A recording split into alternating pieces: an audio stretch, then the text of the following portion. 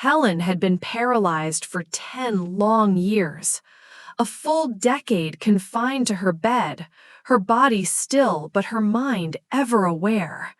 Her 3 children, though once close, had all grown into people preoccupied with chasing their own freedoms, vacations in exotic places, parties filled with laughter and champagne, endless distractions that kept them far from her quiet world. They called it living. I called it leaving. While they drifted further away, I stayed. Me, Rachel, I was the one who remained. I couldn't walk away, not from her, not from the woman who once treated me more like a daughter than my own mother ever had.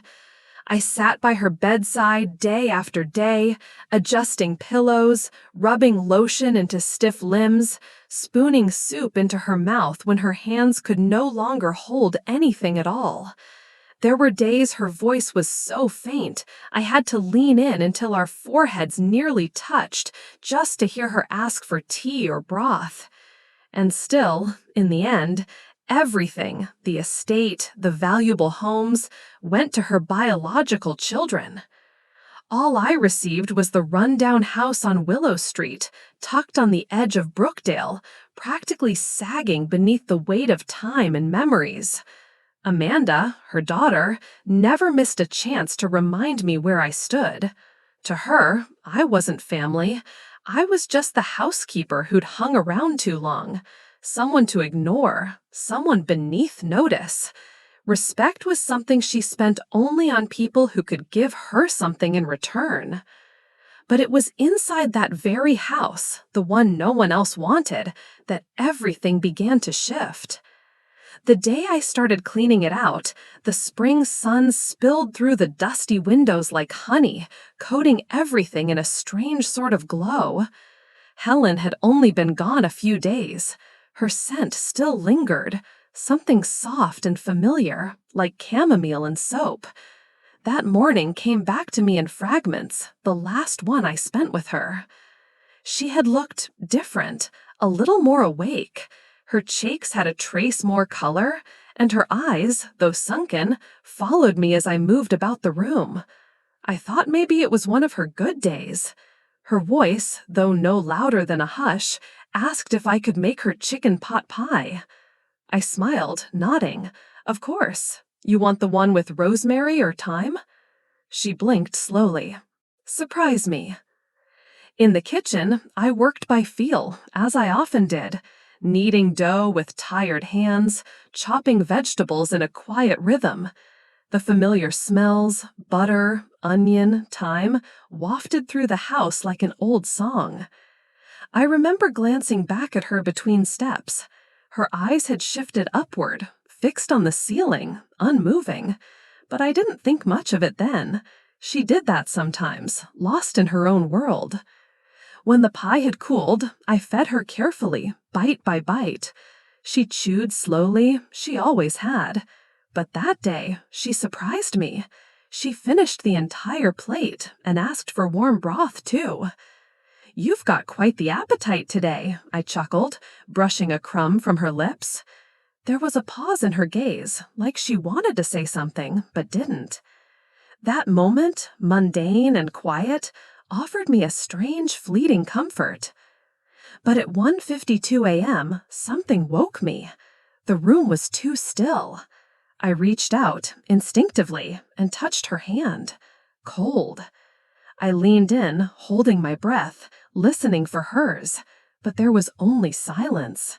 My chest tightened as the truth hit me like a wave breaking over stone.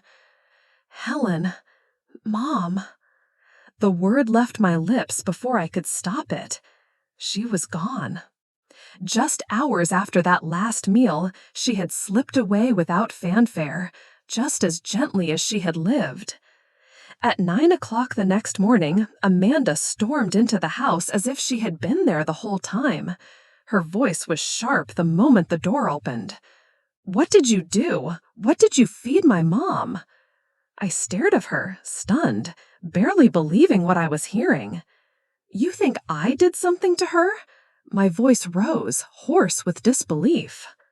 After everything? After 10 years of wiping her tears, of brushing her hair, of holding her hand while you were off on your beach holidays. Amanda folded her arms, eyes cold. If you didn't have some angle, why would you stay all these years? I felt something inside me tremble, not with fear, but with something hotter, stronger. I stood perfectly still and locked eyes with her. I didn't need to scream. My silence said enough. Amanda's husband, Scott, shifted awkwardly behind her. He reached for her elbow and whispered something meant to calm her. Then he turned to me with a stony expression. "Rachel," he said tightly, "if you have even a shred of decency, just stay quiet and give Helen the funeral she deserves." I said nothing. But in that moment, I knew. They had never seen me. Not really. When the funeral ended, the fights began. Right there beside her freshly turned grave. Voices rose, hands gestured wildly, and all trace of sorrow vanished under the weight of greed. They divided the row of connected houses like slices of pie, each taking one. The rest of Helen's savings, about $50,000, was split down the middle. Not a single word of thanks, not even a glance in my direction. People say grief comes in waves, but what came next wasn't grief. It was something colder, sharper, like frost growing along the edges of everything I had once held warm. Helen's life had not been easy. She raised 3 children on her own after her husband died in a farming accident at just 41. She managed dozens of acres by herself out on the outskirts of Brookdale, corn mostly, though sometimes soybeans when the season suited. I had heard stories of how she'd rise before dawn, walk the fields in rubber boots with a notebook in hand, always taking mental stock of what needed mending, what needed planting, what needed praying over. 10 years ago, the stroke hit. It stole her strength, her speech, and slowly her independence. That's when I stepped in.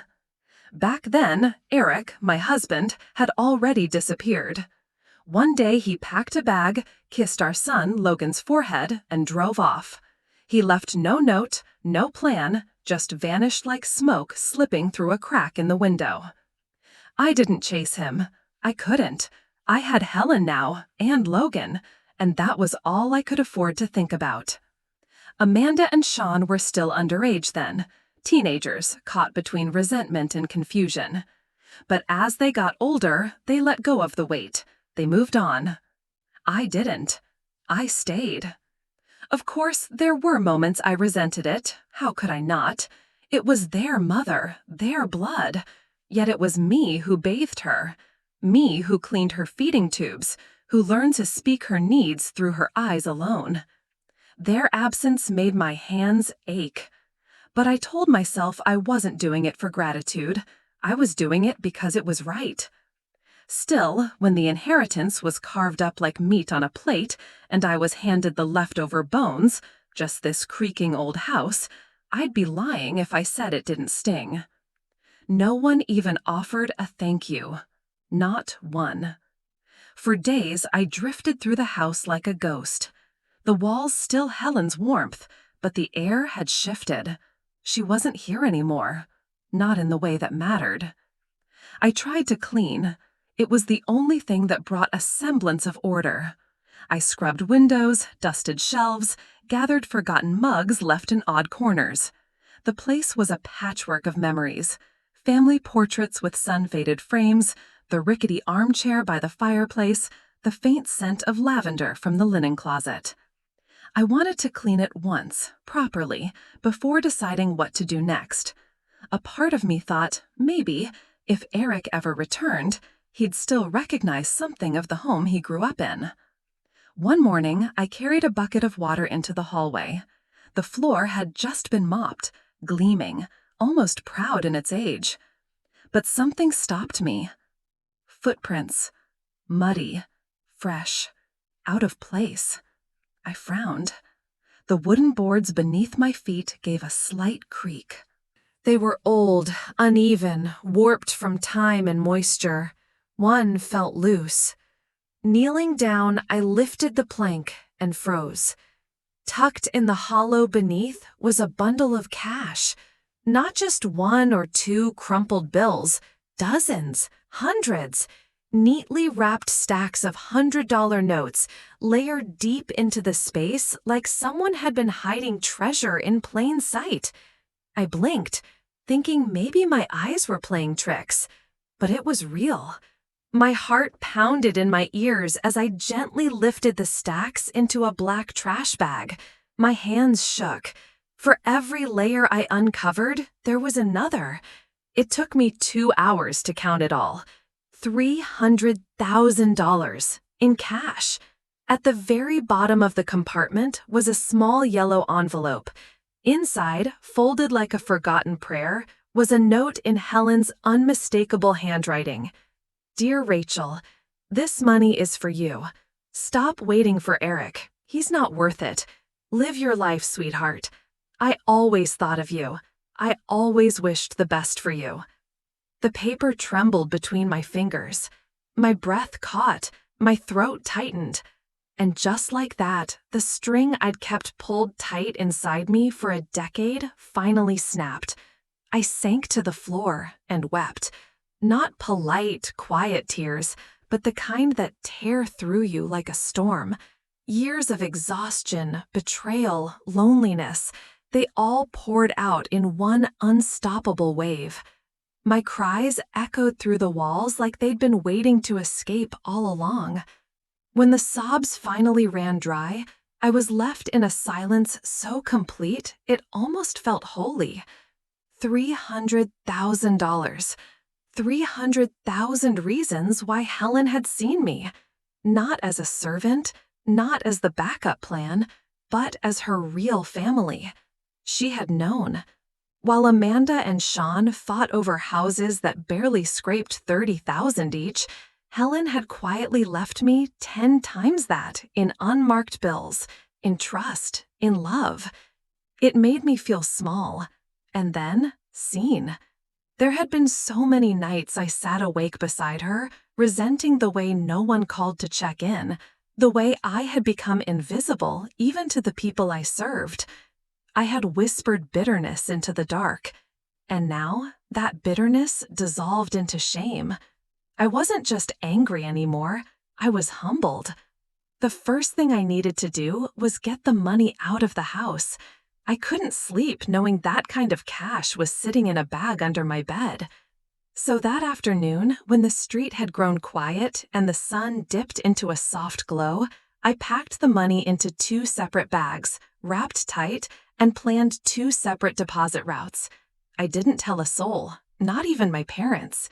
Still, as I walked down the street with the first bag, I felt it, that prickling awareness that someone, somewhere, was watching.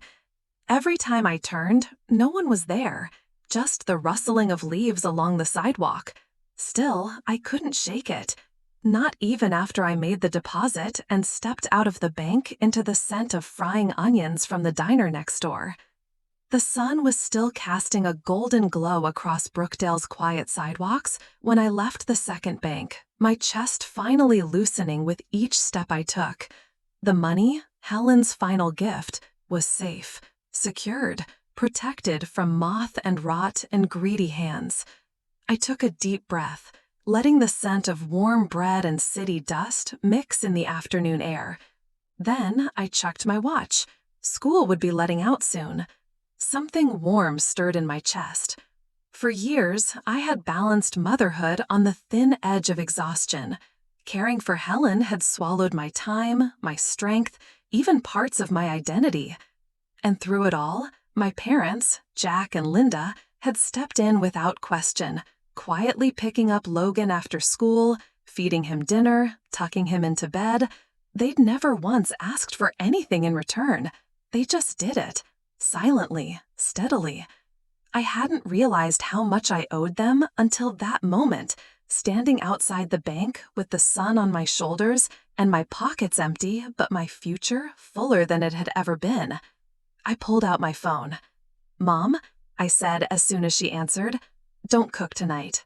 You and Dad pick up Logan and meet me at Sunny's Diner, my treat." There was a beat of surprise in her voice before she replied, her tone lighter than usual. "All right, sweetheart, we'll be there." When they walked into the diner, Logan skipping a few steps ahead, I waved from the corner booth with a smile I hadn't worn in what felt like years. They spotted me, and the way their faces lit up, my father's slight nod, my mother's barely hidden relief, hit something deep inside me. I stood and hugged them both, a little tighter than I needed to. "Mom," Logan giggled, "you're squishing me." I laughed, brushing his hair back. "Sorry, kiddo. Come on, sit. The food's almost here." The waitress brought out the roast chicken and creamy mushroom soup I'd ordered ahead. I handed my parents the menu anyway. "Pick a couple more dishes, whatever you like." But, as always, they waved me off. "This is more than enough," my mom said, resting her hand on mine. "You know we never finish much." "I just wanted to do something nice," I insisted gently. "You already have," my father added. "We're just happy to see you smile again." We ate slowly. The clatter of forks, the low hum of conversation, the warm lights, it all felt like a memory I had forgotten I missed. Logan chatted about school, about his science project, about how he accidentally dropped a whole carton of milk during lunch and had to mop the cafeteria floor as punishment. My parents laughed, I laughed, and for a moment I felt like we had slipped back in time. No inheritance, no tension, no schemes, just a family sharing a meal.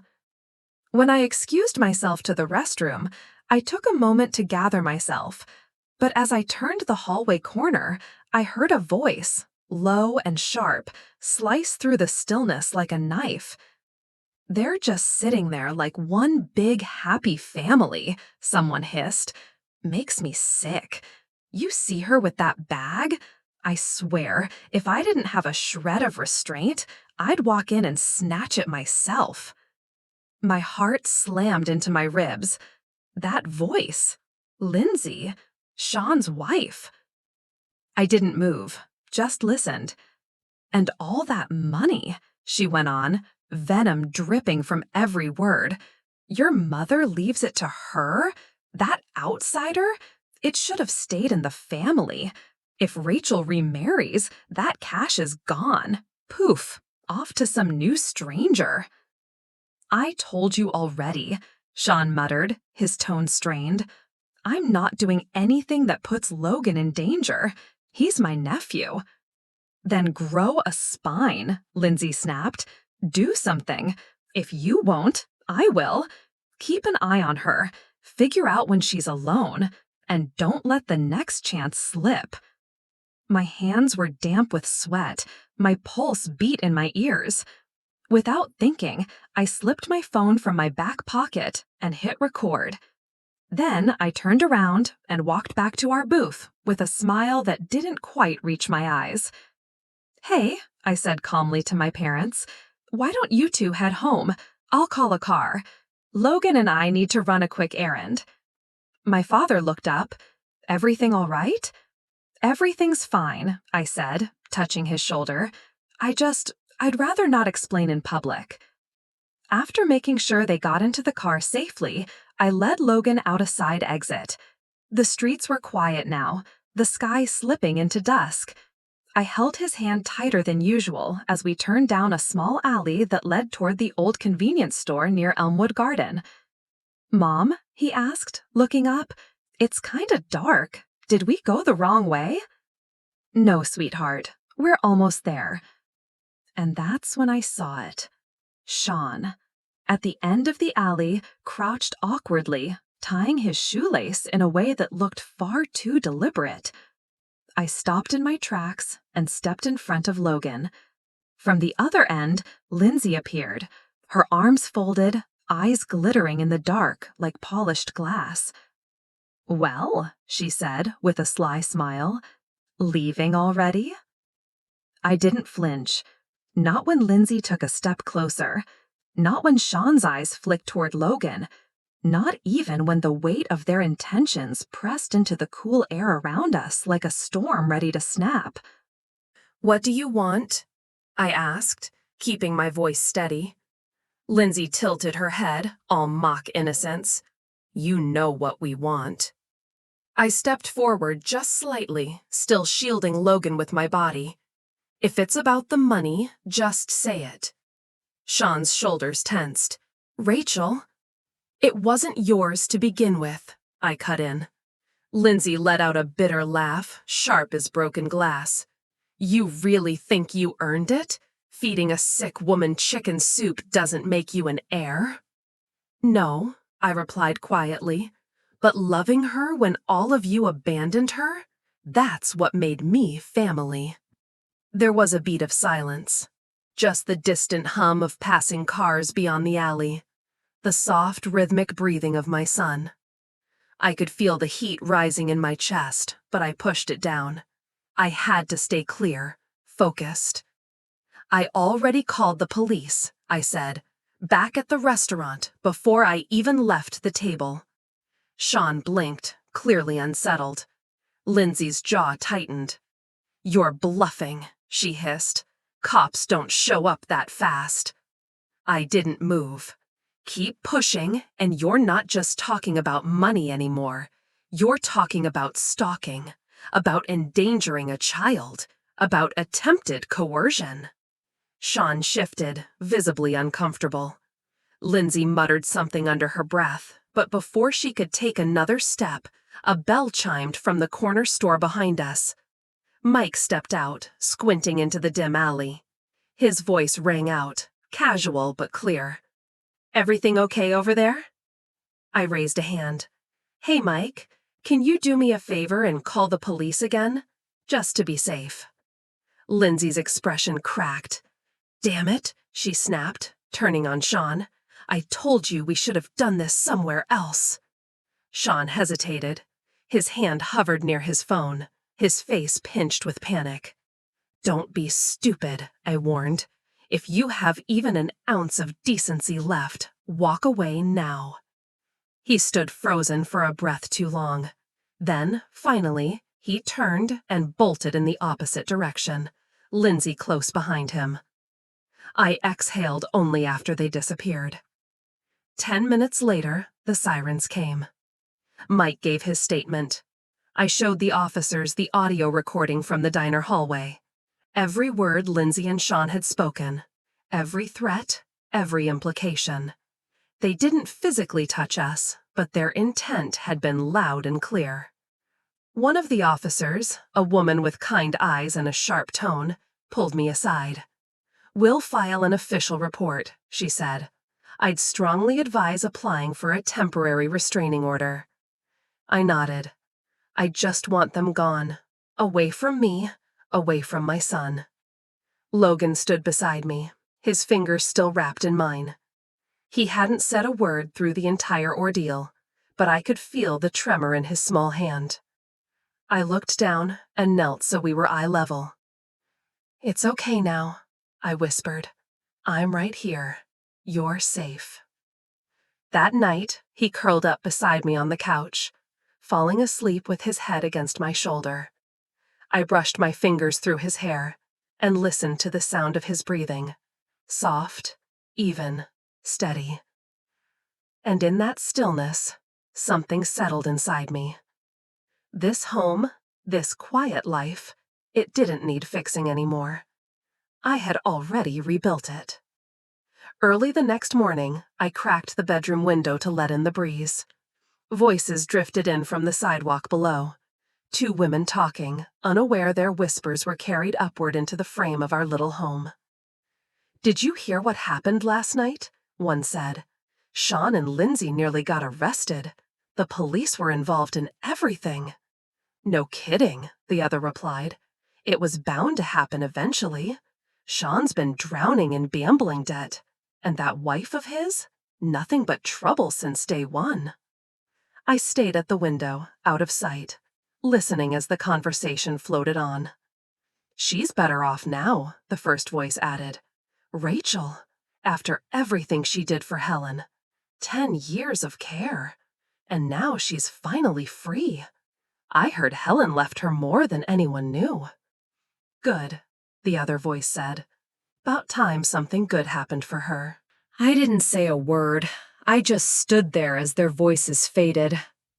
Brookdale was small, too small to keep secrets for long, and now the truth was spreading, just like rumors always did, one breath at a time.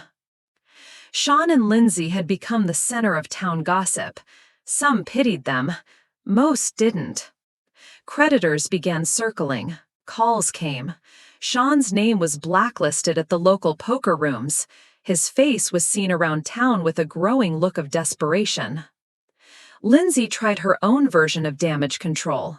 She posted a dramatic video online. Tears, shaking hands, a speech about poverty and injustice and being robbed of her rightful place. The comments were merciless. Being broke isn't an excuse to act like a criminal. Rachel cared for Helen for a decade. What exactly did you do? You're not owed anything except a job application. Her account was eventually flagged and suspended for violating content guidelines. And still, I said nothing. I didn't have to. The world had a way of leveling things on its own. Amanda, for the most part, had stayed silent, but when the scandal with Sean and Lindsey hit its peak, she cracked. One afternoon, my phone rang. Her name appeared on the screen. "What the hell did you tell people?" she barked as soon as I picked up. I didn't flinch. "I didn't tell anyone anything," I said. "People just noticed." "Don't play innocent. You think you've won, don't you?"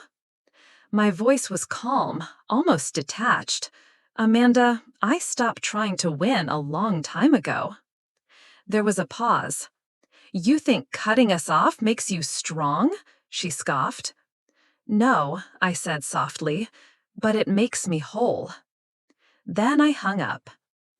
3 days later, the quiet rhythm of Brookdale shifted once again.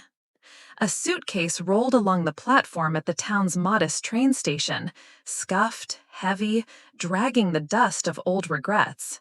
And behind it walked a man who once belonged to my life like a missing piece in a half-finished puzzle. Eric. He wore a wrinkled trench coat that barely shielded him from the spring wind. His face, once boyish and smooth, now carried the lines of absence, tiredness etched into his skin, uncertainty in his jaw. He paused near a bench and pulled out his phone. His fingers moved slowly, almost hesitantly, as he reread a message. It was from Amanda. A single line at the top read, "You're really going to let her take it all?" The message played on his insecurities like a well-tuned instrument. Helen's money, property, influence, all supposedly in my hands. And then, attached at the bottom, a photo. Me and Logan, sitting outside Sunny's diner, sharing a milkshake under the fading afternoon sun. My hand on my son's shoulder, Logan mid-laugh. To anyone else, it was a portrait of warmth. To Eric, it was proof he'd been replaced. He narrowed his eyes. A flicker of bitterness crossed his face. That same evening, Amanda met him at a downtown cafe, all shadows and whispers, as if their scheme were a business transaction. "So, you really came back," she said coolly, stirring her coffee without drinking it. "Didn't think you'd have the nerve." "I wasn't going to," Eric admitted, sinking into the seat across from her. "But your message made it clear. She has everything now." Amanda chuckled bitterly.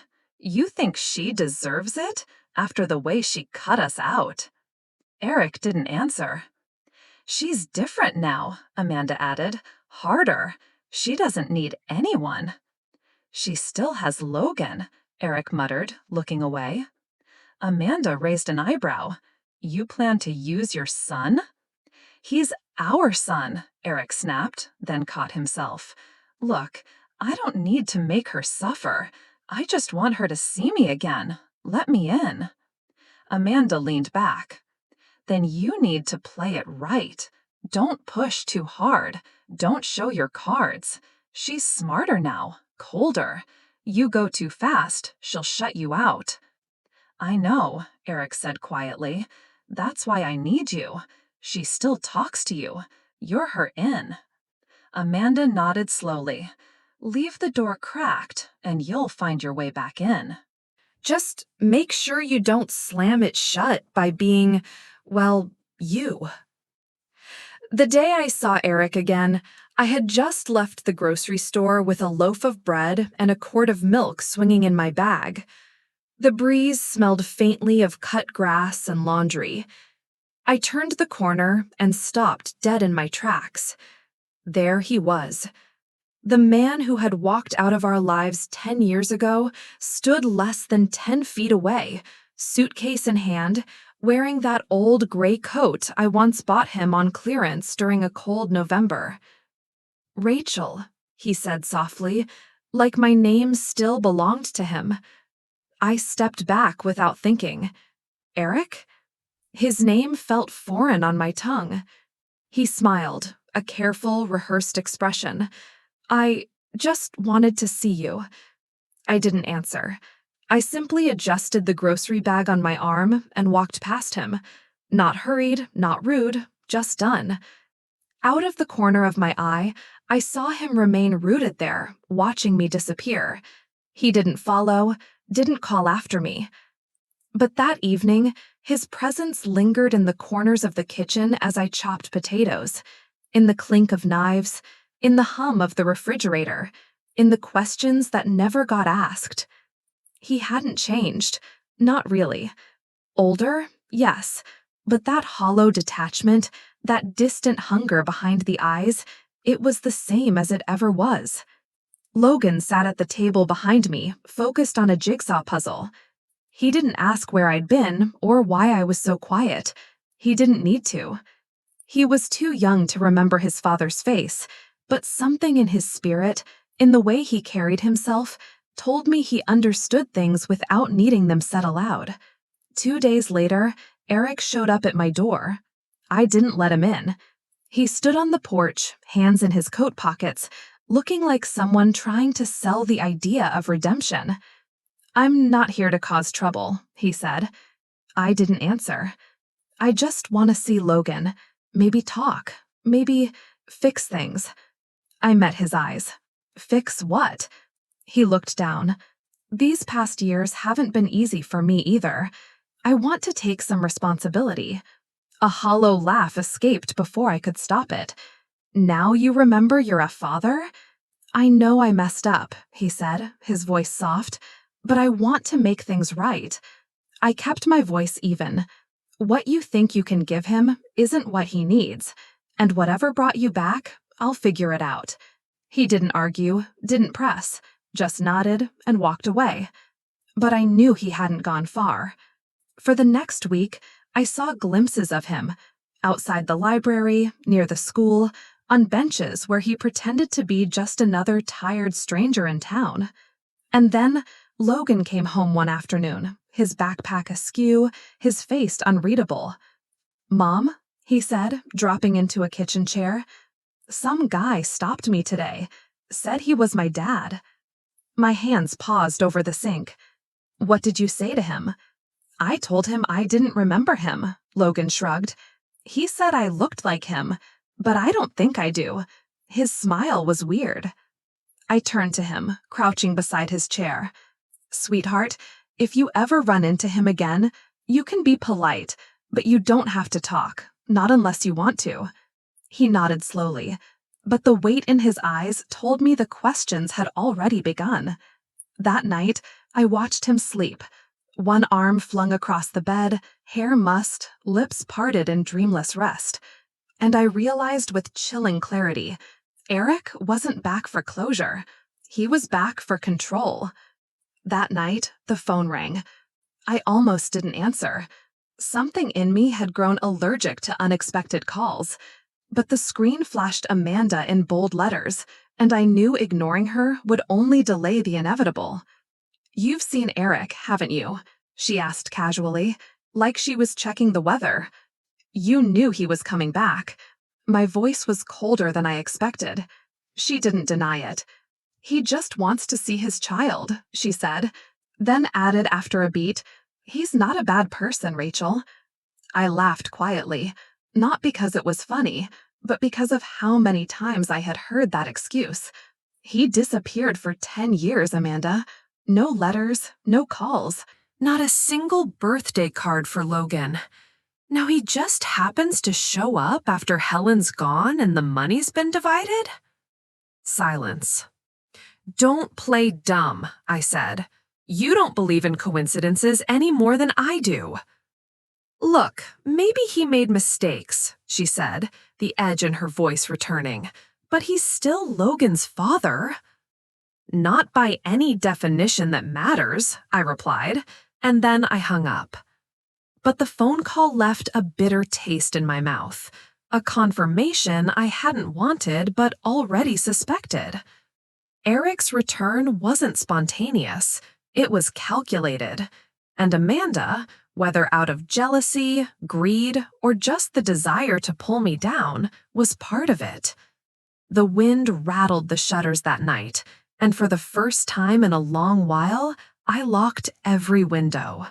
They weren't here for family, they were here for leverage. But they had underestimated me. Lately, Amanda had started showing up more often, sometimes with pastries, sometimes with offers to help clean out old drawers. She had adopted a new tone, no longer smug or dismissive, but falsely warm, almost rehearsed. "You've got your hands full," she'd say with a polite smile. "Raising Logan, managing the house. I figured you could use a little help. After all, we're family."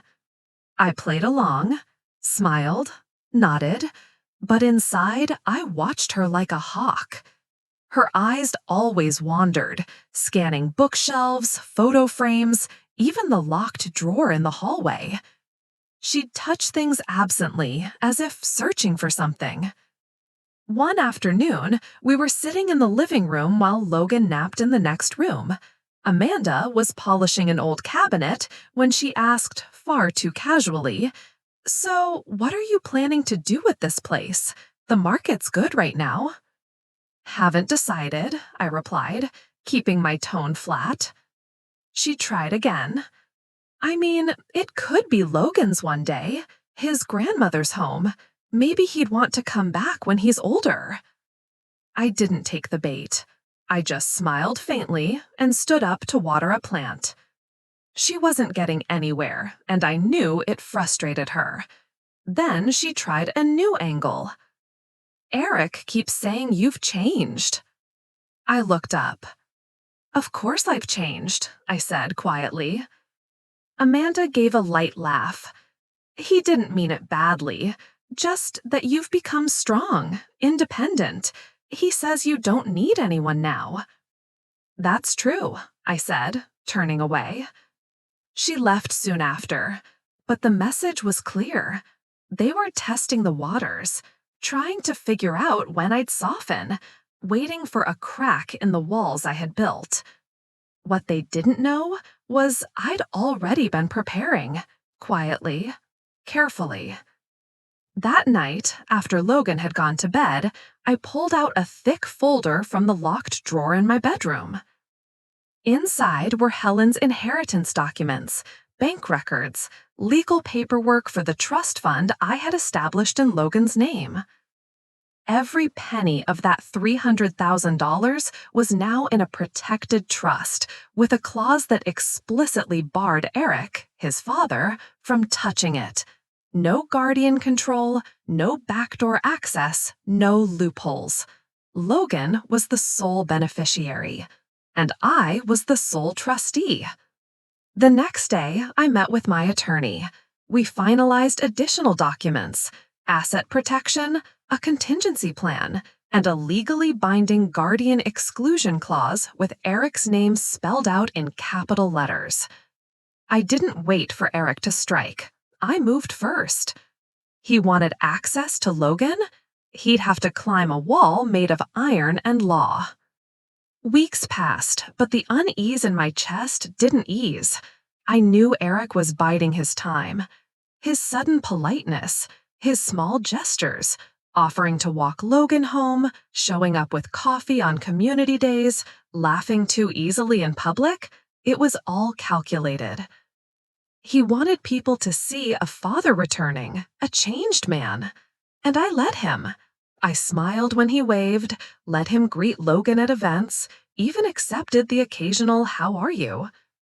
But what he didn't know, what neither he nor Amanda suspected, was that I was never following their script. Every move they made, I was already 3 steps ahead. Then it happened. I got a call from the bank. Hello, Miss Rachel Bennett. We received a request from a Mr. Eric Bennett claiming to be a legal guardian of Logan Bennett. He submitted an application to access the trust fund and initiate a withdrawal. I gripped the phone, my knuckles turning white. No one is authorized to touch that account but me, I said calmly. There is a guardian exclusion clause in place. The banker's voice was crisp and professional. We've reviewed the documents. Everything is valid. The request has been formally denied. I exhaled slowly. Please also forward me a copy of the rejection notice. Absolutely, Miss Bennett. You'll have it by this afternoon. When the letter arrived via secure email, I opened it immediately. It was addressed directly to Eric, to the applicant. In accordance with the trust's founding terms, you have no authority over this fund. Further attempts to access these assets will be considered a breach of contract and referred to legal counsel. I read it once, then again, and smiled. The next day, Amanda showed up at my doorstep. She didn't bring pastries this time. She didn't smile either. The moment I opened the door, she walked in without waiting for an invitation, her heels clicking sharply against the old wooden floor. You expected this, didn't you? She snapped, whirling to face me. I closed the door behind her, slowly. Expected what? Don't play innocent, she spat. The trust, the clause, the denial letter. You've been planning this. I didn't answer right away. Instead, I walked to the kitchen and poured her a glass of water, placing it gently on the table. I didn't plan for him to come back, I said calmly, but I did plan for how to protect my son. Amanda didn't touch the glass, her fists clenched by her sides. You're ruthless. No, I said softly. I'm protective. Her expression flickered. That familiar fury in her eyes burned hotter than ever. But this time, it came with a glint of desperation.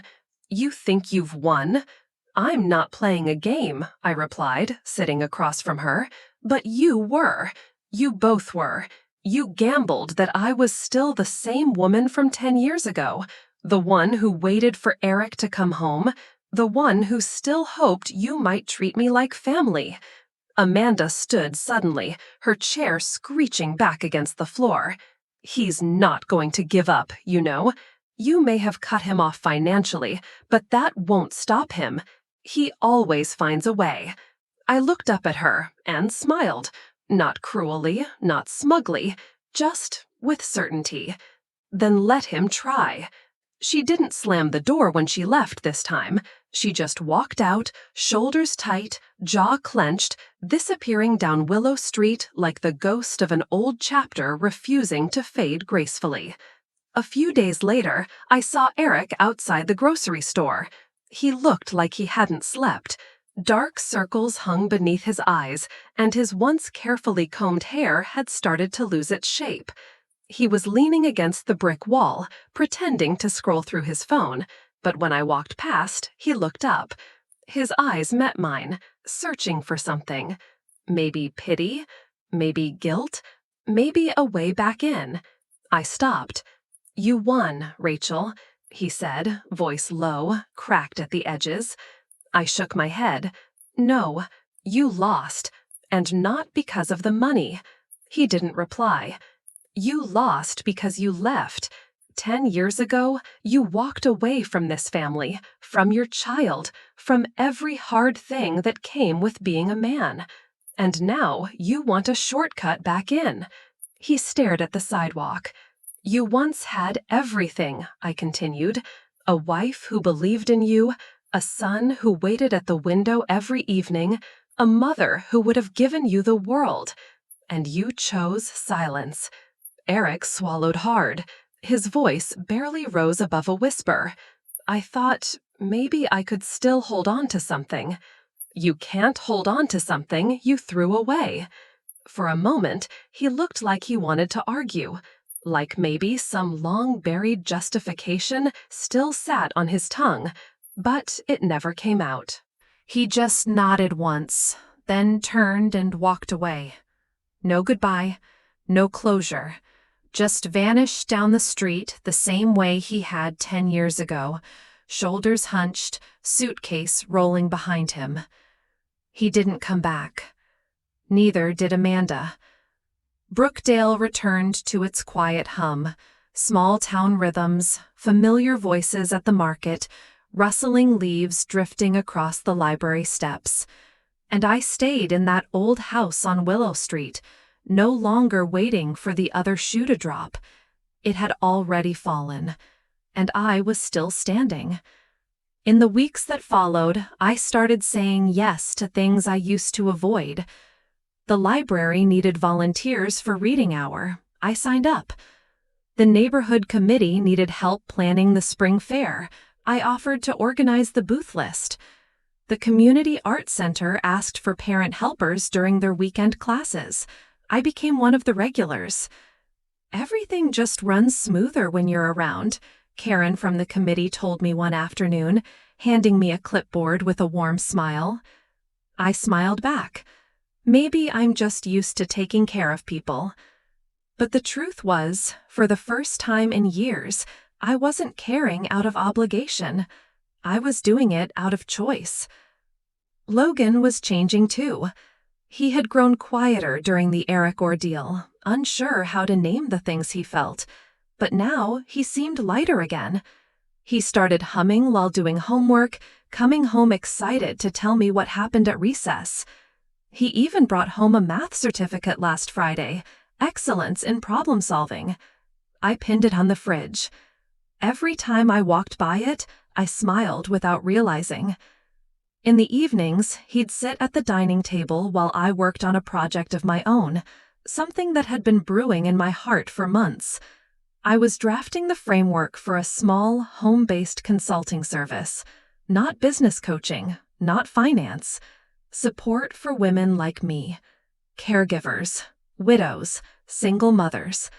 Women forgotten by the noise of other people's ambitions. It wasn't about making money. It was about giving something I once desperately needed: guidance, dignity, and the reminder that someone still saw them. I called an old friend, Melissa, who worked with the local family services department. "You really want to do this?" she asked after I explained my idea. "I do," I said simply. "There were years I thought I was invisible. I don't want anyone else to feel that way." She was quiet for a moment. Then she said, "You've changed, Rachel. You've become someone strong. Not hard, but strong." And this time, I believed her. Time moved on, quietly but deliberately, like the turning of a well-worn page. Spring in Brookdale softened into early summer. The air warmed, the trees burst into full bloom, and sunlight spilled across the windowsill in golden streaks. The heaviness that had once sat in every corner of the house was finally lifting. And in its place, there was peace. That afternoon, I brewed a cup of black tea and sat by the window, letting the breeze filter in through the sheer curtains. Logan sat at his desk nearby, writing in a notebook. His brow furrowed in concentration as he worked on an assignment. Something about outer space and galaxies, I think. The sunlight touched his shoulder, catching in the strands of his hair. His hand moved steadily across the page, then paused, then moved again. His whole face was focused, calm. I found myself watching him. He was growing taller. His baby fat was fading. There were days now when his words carried more weight, when I caught glimpses of the boy becoming someone more, someone thoughtful, perceptive, rooted. And I thought, this is what healing looks like. Not a grand revelation, not fireworks. Just this, my son at peace, a quiet house, and a sense that for once, nothing needed fixing. Later that day, we walked together to the community garden at Elmwood. Logan chattered the whole way, his hand warm in mine. "Mom," he said excitedly, "we started a new art project in school. We're making trees out of construction paper and glue. I made mine with a nest, cut out little strips for twigs. Do you want to see it?" "Of course," I smiled. "Was it a big tree?" "The biggest, like way bigger than me. I put a bird in the nest too. I named him Oliver." "Oliver?" I repeated, laughing. "Why Oliver?" He shrugged. Felt like a good bird name. We walked past rows of blooming flowers and vegetable patches maintained by neighbors, each little plot its own story. A few kids were running along the path, their laughter echoing under the arch of trees. "Did you like drawing when you were little?" Logan asked suddenly. I blinked, caught off guard. "I did," I said, "but I wasn't very good at it." He looked up at me indignant. "I bet your trees were way better than mine." I knelt beside him and brushed his bangs aside. "No, sweetheart, your tree is the best I've ever seen." He smiled wide, then tugged me forward by the hand. "Come on, let's walk to the end." We wandered until the sun dipped low in the sky and the shadows stretched long across the gravel paths. I didn't rush. I didn't check the time. I let him lead. When we returned home, Logan taped his tree drawing to the refrigerator. "I want it to stay here," he said, proudly smoothing the corners, "even when I'm a grown-up." I smiled. "It will." He turned, suddenly serious. "Mom, when I grow up, I'm going to protect you, just like you protect me now." I felt my heart hitch in my chest. It caught me off guard. Not just his words, but how deeply he meant them, how much he already understood. I bent down and hugged him tight. "Deal," I whispered. That night, after he'd fallen asleep, I stepped out onto the balcony with a blanket around my shoulders.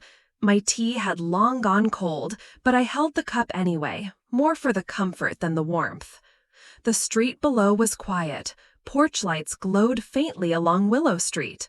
A breeze moved through the trees, soft and slow. And I realized I wasn't waiting for the other shoe to drop anymore. I wasn't watching the street for shadows. I wasn't carrying rage or grief or fear like I used to. I had survived the storm. Now I was living the calm after. Inside the house, everything was still. Logan's breathing rose and fell in the next room. The faint hum of the fridge was the only sound left. I looked around and saw a space that finally felt fully mine. Not borrowed, not temporary, not conditional. Mine. I closed my eyes and whispered to no one but myself, "I'm home." In the following days, the town slowly embraced my new presence, not just as the woman who had cared for Helen, not just as Logan's mom, but as a member of the community in her own right. I was no longer the background figure at events. I was asked to join the planning board for the summer fair. Karen from the committee dropped off a bouquet of daisies one morning, just because. Mike from the corner store gave me a wink and a pack of Logan's favorite gum, on the house. And it wasn't because they pitied me, it was because they saw me now. One afternoon at the library, Logan walked up to me while I was helping sort books. "Mom," he said, holding out a small flyer, "my teacher said you should come speak to our class. about caregiving, like what it means to take care of someone. I read the paper and felt a wave of something I hadn't expected: pride. "I'd like that," I said, my voice quiet. "Very much." That evening after dinner, Logan sat down at the table to finish some homework, while I went over some final edits on my consulting project. The title on the page read, "Steady Hands, a Quiet Guide for Women Who Carry Too Much." It wasn't perfect yet. I still didn't know how big it might become, or even if anyone would read it, but it felt real. It felt needed. Maybe that was enough. As I typed the final line, Logan looked up and asked, "Can we bake cookies tomorrow?" I smiled. "Only if you promise not to eat half the dough." "No promises," he grinned. And we laughed, the kind of laugh that rises from somewhere deep, the kind that only comes when nothing is missing anymore. The days settled into something soft and quiet, no longer survival, no longer suspense, just life. We made the cookies, of course. Logan insisted on extra chocolate chips, and I let him sneak a spoonful of dough when he thought I wasn't looking. The kitchen smelled like vanilla and warmth. It felt like a new kind of memory was taking root, one not haunted by what we'd lost, but rooted in what we'd built. And slowly, I found myself no longer measuring time by what had happened before. Not by when Eric left, not by when Helen died, not even by when the money was found, but by smaller, sweeter things. The mornings when Logan hugged me before leaving for school and whispered, "Have a great day, Mom." The evenings when we sat side by side, doing separate things, yet somehow still completely together. The quiet knowledge that I was no longer waiting for anything, not for validation, not for approval, not for apologies that would never come. One morning, while sweeping the porch, I overheard two neighbors talking again just beyond the hedge. "They say Sean's gambling debts finally caught up to him," one murmured. "Creditors took the car, maybe even the house next.